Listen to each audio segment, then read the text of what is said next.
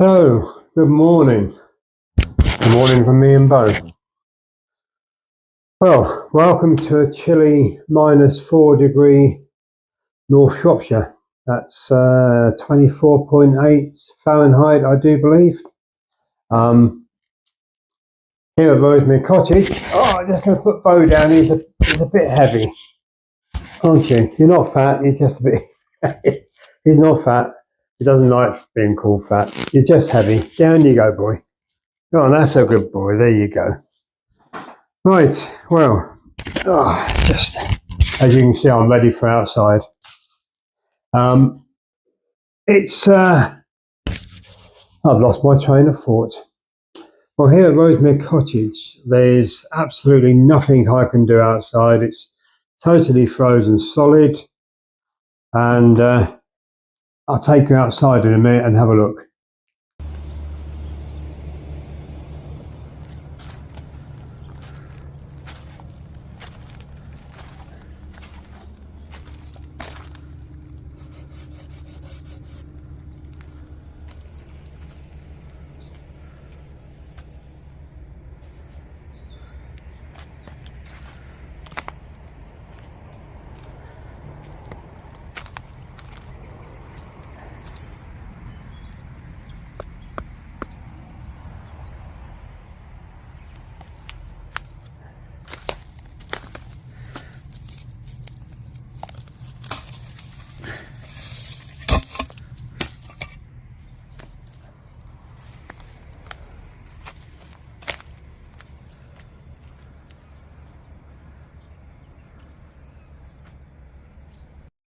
But there are things we can do indoors. Have you sorted out your seeds yet? I mean, this is just some of my seeds. The rest of my seeds are in here, and just going to sort out what I'm going to be growing the rest of this month. It's time for things like the aubergines to go in, to be sown, the chili seeds to be sown. Both like long growing periods, they like the heat. So with mine, I'm going to put them into heated propagator tray, and let them come on. But that's another video. This video is about rewilding the garden. Now, I'll just go back a little bit because,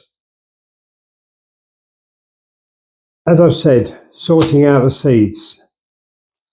There's loads of catalogues. I mean, I've got catalogues dropping through the door at the moment. Yeah, I don't need catalogues.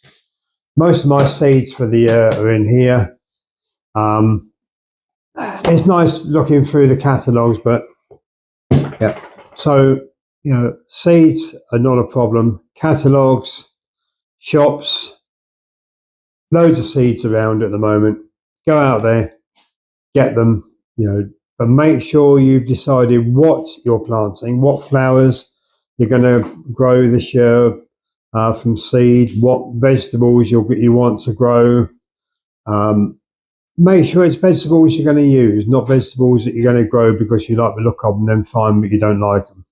That's a waste of space. It's a waste of your time growing them. Grow stuff that you want to actually eat. We could draw up a planting plan. Think about any changes you want to make to the garden, like moving shrubs, bushes. Always a good start. Look at the structure of the garden and decide where you want to go this year with it, if you want to make the changes. Sorry about that, folks. We just had a bit of a blip on the internet. It's back. It's up and running. That's what counts. Now, for me here at Rosemary Cottage, I want to rewild the garden. Some parts are left to nature with minimal intervention from me already. This does not mean tearing out all your plants and shrubs. We can rewild a garden and still have our lovely flowers and our shrubs, grow our veg and enjoy the garden. The whole point, even when you rewild a garden, is to enjoy it, to want to be out there, to want to be with nature out there. Otherwise, it's pointless doing it. For me, rewilding means minimal intervention and allowing areas to become more wildlife friendly. When we are going to plant flowers and shrubs, try to choose ones which are bee, butterfly, bird, and just generally wildlife friendly.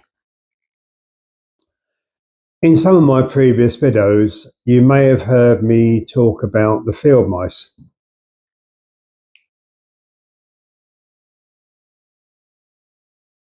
Also, not forgetting that I've got the lovely, very cute little field voles out there. These quite happily live in the garden.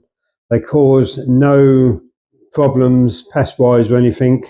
They're very content in the garden, and I'm quite happy to have them.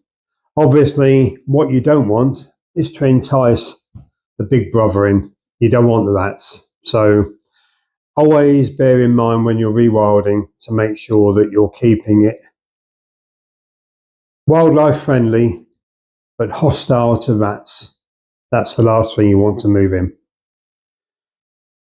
But I want to add more. I want to bring in more and a varied wildlife.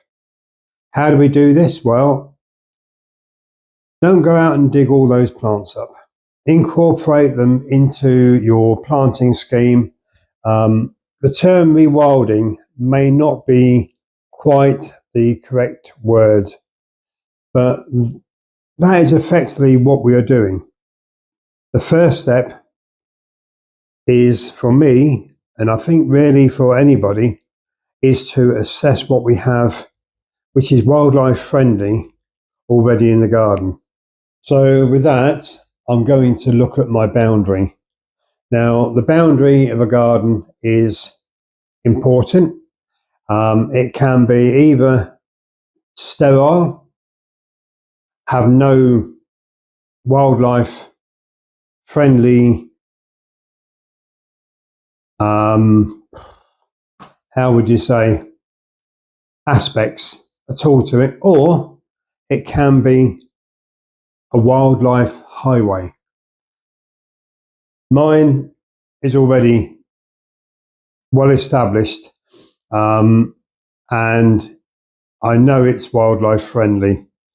Over the years, it's proven to be a good home, a good feeding source for various wildlife.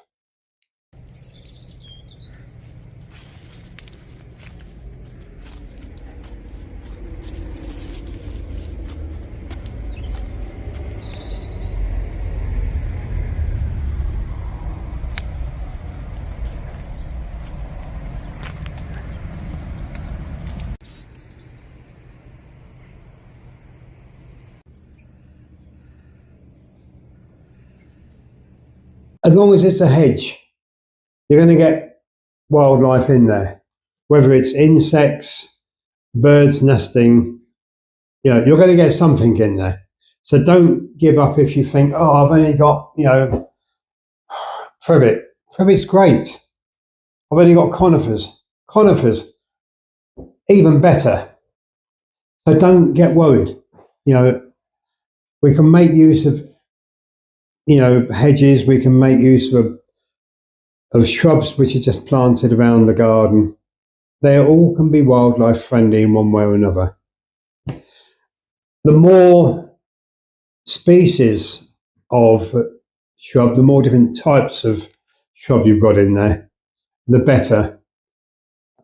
Mixed hedging is very, very wildlife friendly, as opposed to just one particular type of hedge. But as I say, don't worry too much. We can, a hedge is a hedge. It can be used. So don't give up. So the first thing you do is look at what you've got in the garden. Look at the hedge, right? Assess what type of shrub you've got in it. Assess what type of shrub is making up your hedge. Now, for me, I've got privet. Privet can produce masses of delicate white flowers followed by berries. Now, when mine flower, I get pollen-seeking moths. I get hoverflies, even bees. Some butterflies will go there. Not many. They're not overly keen on privet, but the flowers are used. Thrushes, blackbirds, they enjoy the berries. After the flowers come the berries. Normally a nice blackberry, and it's not edible for us, but birds do like it, and thrushes and blackbirds in my garden, they absolutely adore them. The other and the most predominant shrub in the garden is a mix of conifers. Not just one type, but there's several types of conifer out there. And they're frequented by spiders and various other insects. Wasps and hornets will build their papery nests in the centre of the weaver branches. Now, don't say, oh, God, wasps, hornets, don't want them. Don't worry, don't worry. Left alone, they don't normally cause us any problems. Remember that spiders and wasps and hornets, they get a pretty bad press at times. But before you reach for that horrible, poisonous pesticide and start spraying it everywhere, remember that all these lovely spiders are catching all those insects, a lot of them the ones we don't want in the garden. Also, it's not just catching them on webs. You've got the hunting spiders, like the wolf spider. You've got the jumping spiders. They will actually go and hunt. They don't have webs. They actually hunt. So, also the webs. Now, there's certain birds which will use the webs to help build their nests. Members of the blue-tip family and the long-tailed tits, they will use the webs to help build their nests. Goldfinches have been seen gathering up the cobwebs to help build their nests. Now, wasps and hornets, yeah, I know. If they're left alone, they will not normally cause any problems. Last summer, above the back door, 4 or 5 foot above the back door, they was coming in and out of a hole which was normally used by starlings to build nests just above the back door in the roof. And they took over last year and used it. And all through the year, I had wasps coming in and out of there. None of them came in. It wasn't until the autumn when the queens came out that they started coming indoors. And they were easy to deal with. They came into the kitchen because back door comes straight into the kitchen. They came into the kitchen and they was easily rounded up. Didn't cause me any problems. I'm very allergic to wasps. I have an EpiPen which I use. An EpiPen basically is it's used if you get stung and you start to react. It's got insulin in, and basically you jab it into your thigh. Yeah, I know it may sound a bit. It doesn't actually hurt. It's just a little pinprick, and it hopefully will stop you going into anaphylactic shock. They're beneficial as well they're good pollinators, they're good predators of insects. So, they're an important aspect into the garden and well worthy of being allowed a place in the garden to live.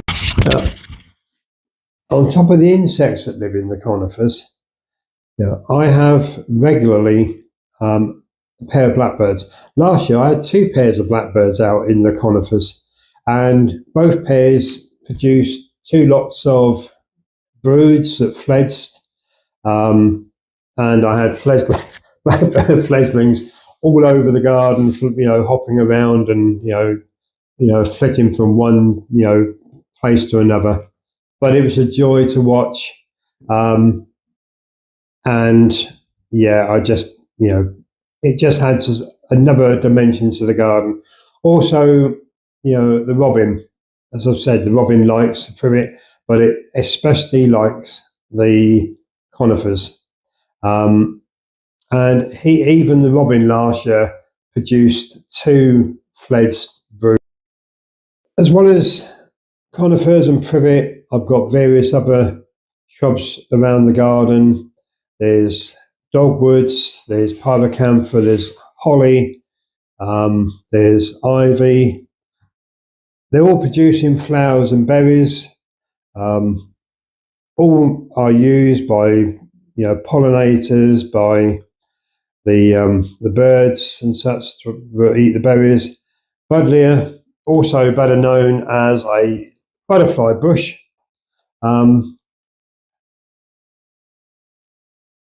They are usually a total magnet for butterflies. Last year wasn't so good, the weather wasn't that good, so we didn't get so many butterflies, which is a total shame because normally I get large and small cabbage whites. I get red admirals, I get peacocks, I get fritillarias. But last year was very bad for butterflies. Unfortunately, the weather just didn't do them any good whatsoever. The garden also is bounded on 2 sides by a beautiful old Shropshire sandstone wall. It's around 4 to 5 foot tall. Walls can offer shelter. My sandstone walls are covered with moss and lichens. Holes in walls often home to various insects, spiders, wood lice, springtails, millipedes, solitary bees, and many more different types of insect will frequent the holes in walls. Walls covered in ivy can provide a safe nesting site, especially for things like robins and other small birds, the dunnock. At the base of a hedge is a good home for the little wren. I've got a remnant nests, along the base of the hedging. So hedgings, regardless of what type they are, as long as they're thick enough, tall enough, they can be used for nesting. If they have flowers, if they have berries, that's an even better bonus. The more hedging, the more species of hedge and shrub we have in the garden, then the better the hedge is for wildlife. Well, tomorrow's supposed to be a bit warmer, maybe by 1 or 2 degrees. We'll have to wait and see. And maybe able to get out there and do a bit more. I'd like to sort of put a video out next to show you about the actual what's in the garden, and about the benefits of what we've got in our gardens. Once that's been done, hopefully the weather will start to warm up a bit. The forecast looks a bit better for the next few, maybe for the next week. And we might actually get out there and be able to do some work and start actually doing the work that's needed to rewild the garden. So until the next one, take care, stay safe, and above all, stay warm.